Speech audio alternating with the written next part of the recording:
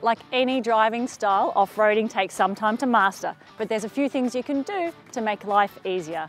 What's the best advice you can offer for new four-wheel drivers when tackling tricky terrain? Well, one of the biggest mistakes new four-wheel drivers make is rushing into tricky terrain without adequately assessing the situation. Go slowly off-road. It not only helps protect the environment and your vehicle, but also allows you the time to properly understand your vehicle's wheel placement. You need to look at the terrain and figure out the best line to take to allow as many wheels as possible to drive the car forward. If an obstacle is particularly steep, you should try to approach or depart it on an angle which will not only prevent your vehicle from bottoming out, but also aid in keeping as much rubber on the ground as possible. If you're still unsure, have someone stand ahead of you and guide you through using hand signals or a two-way radio. And what about water crossings? They seem quite intimidating. There's a lot of factors to consider when attempting a water crossing. It's really important to understand your vehicle's ability, especially what's known as its wading depth. If you go too deep, there's a chance the engine could suck in water, potentially damaging it irreparably and leaving you stranded.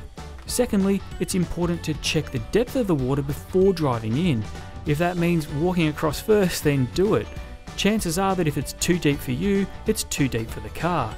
It's also a great way of finding out if there's any hidden surprises like holes or submerged logs. If you're happy with that, you're obviously also happy with the speed at which the current is moving. If it's not strong enough to wash you away, then your car will be fine. Once that's all in order, proceed slowly but steadily across. You want to be moving fast enough as to push the water ahead of the vehicle, but not so fast as to risk spinning the wheels, which could mean getting stuck.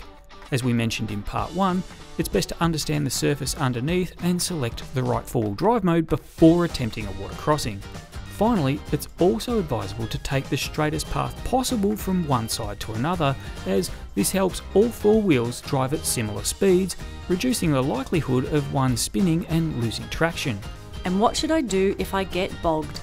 Different surfaces require different approaches. If it's simply a matter of not getting traction, lowering your tyre pressure, changing four-wheel drive mode, or using something under the wheels to assist in getting traction may help. However, if you're really bogged, like when the vehicle is stuck to a point where the wheels have no hope of moving it, then you may need to dig the car free with a shovel, use another vehicle to pull it out, or even a winch to pull it free. For more information on four-wheel driving, visit Motoring.com.au and follow the links to our advice section.